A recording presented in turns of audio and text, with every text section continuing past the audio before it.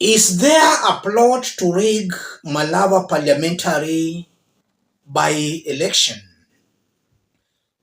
Or are we just hearing people who are already scared of losing that seat, so they're just trying to incite their supporters?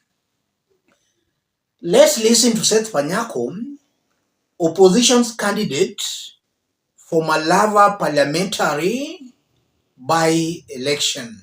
Listen to this. Ningependa kutoa taarifa ifuatayo kwa watu wangu wa Malava, ya kwamba nimepokea habari kwamba kuna machambazi ambayo yanaletwa huku kwetu Malava, ambayo yameagizwa kuja huku, ambayo yameagizwa na Rais William Ruto na Faruk Kibet pamoja na Nabii Nabwera. Ningependa kusema kwamba hao majambazi wametolewa eneo la Dandora, eneo la Madare, eneo la Kibira na eneo la Kariobangi na maeneo mengine ambayo yanajulikana Nairobi kuwa inakaa na machambazi. Gari la kwanza limekishaondoka, linaendelea Malava. Basi ya kwanza imeondoka Nairobi tunapozungumza hivi sasa, na gari la pili bado halijajaa, likijaa litakuja Malava. Sababu ya wao kuja Malava ni kwamba wanataka kuzua vuruku, kupika sisi na kuingia katika kampeni zetu na kuleta vuruku, na Ijumaa pia wamepanga kuja kuvamia mkutano ambao utafanyika kule Malava, mkutano mkubwa. Baadaye watakuja kuwekwa katika sehemu mbalimbali kuzuka vuruku ili kura ya Malava isipigwe vile inavyotakikana. Ningependa kuambia Bwana William Ruto na Bwana Faruk Kibet na wiki kinyangarika inaitwa Nabii Nabwera kwamba nyinyi hamna uwezo wowote wa kuamulia watu wa Malava atakayemkuwa mbunge wao ni nani. Hamwezi kuleta machambazi katika nchi yetu ya Malava kuja kuua sisi.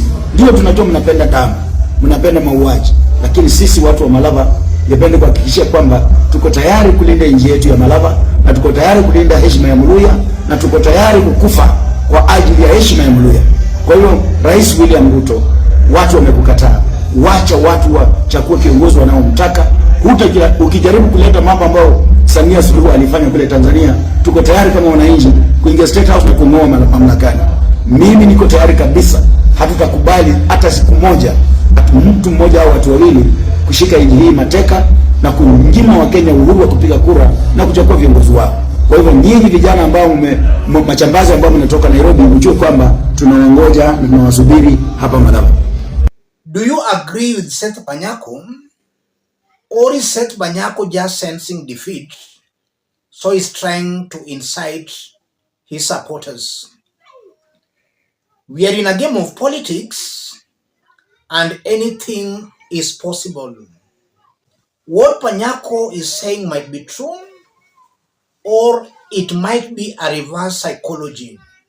What he's trying to accuse the other side of planning, him, Panyako, and his team might be the ones planning. I want us to dig deep into this for Kenyans to see clearly what's happening here.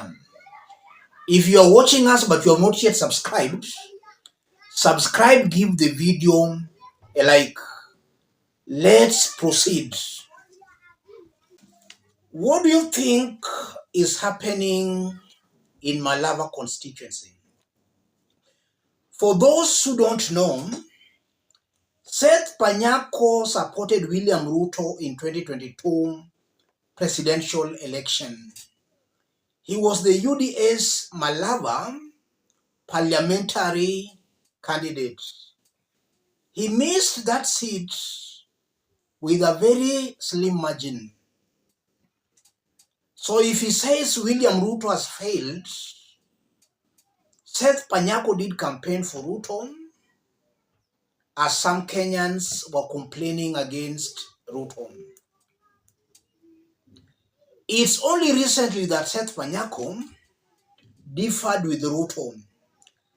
I'm listening to Panyako saying he will storm State House to remove Ruto. Has he got that capacity? The answer is a very big no. Panyako doesn't have that capacity. He's just trying to incite Kenyans to be violent and to rise against Ruto. I've also heard him talking about goons who have been ferried from Nairobi and more so the slums to go cause chaos in Malava. I'm not trying to dispute what Panyako is saying, but it can as well pass out as a strategy by Panyako. What he's accusing the government side, himself as Panyako, and the opposition, they might have planned to deploy that strategy, what we call reverse psychology. What he intends on doing is what he's now accusing his competitors. All these things are possible in Kenyan politics. There is nothing new here. If you look at the recent surveys that have been coming from Malava, Panyako's popularity has been steadily declining, while UDA's candidate, Ndakwa, his popularity has been rising steadily. Something tells me that Panyako might have sensed a defeat. He has realized his fortunes are dwindling in that constituency. He's now just preparing his supporters psychologically so that in the event he loses, he can say the election was rigged. Here we always inform our subscribers of what to expect there. Malava parliamentary by-election is a very close race. It can go to any candidate.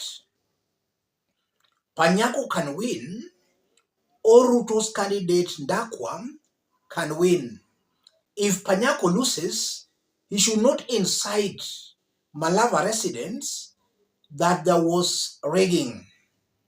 I know rigging is also there, but as things are, looking at the statistics, this is an election that can go to any side.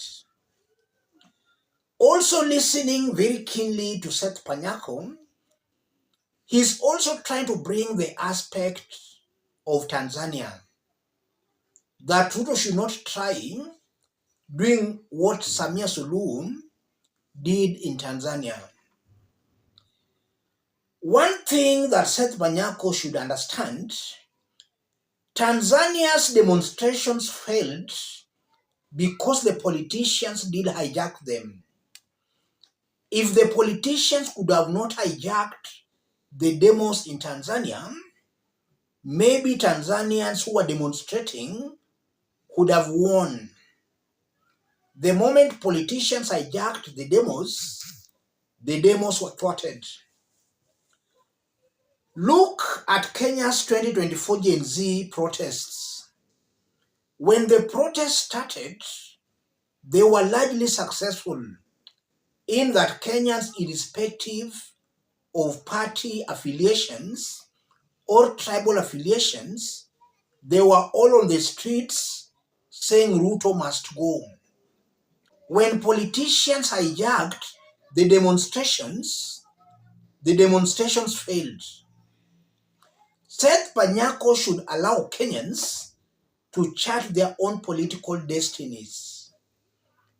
Any demonstrations that will be led by politicians in Kenya will fail. Kenyans themselves should mobilize themselves and should say enough is enough if indeed they are tired of a William Ruto's presidency. If they are not tired, no politician should force them or should incite them. In any political contest, we must have two sides, those supporting and those against. It does not mean that if you are against, then everyone is against. We must understand the tenets of democracy, and we must allow democracy flow. There is always the silent majority. This majority only speaks through the ballot. Let me stop it there, ladies and gentlemen. If you are watching us but you have not yet subscribed, subscribe, give the video a like. Any person watching us outside Kenya, drop a comment, let us know from which part of the globe you are watching us from. If possible, subscribe, give the video a like. The by-election will be conducted on 27th of this month, about 7 days away. Thank you. God bless you. God bless Kenya.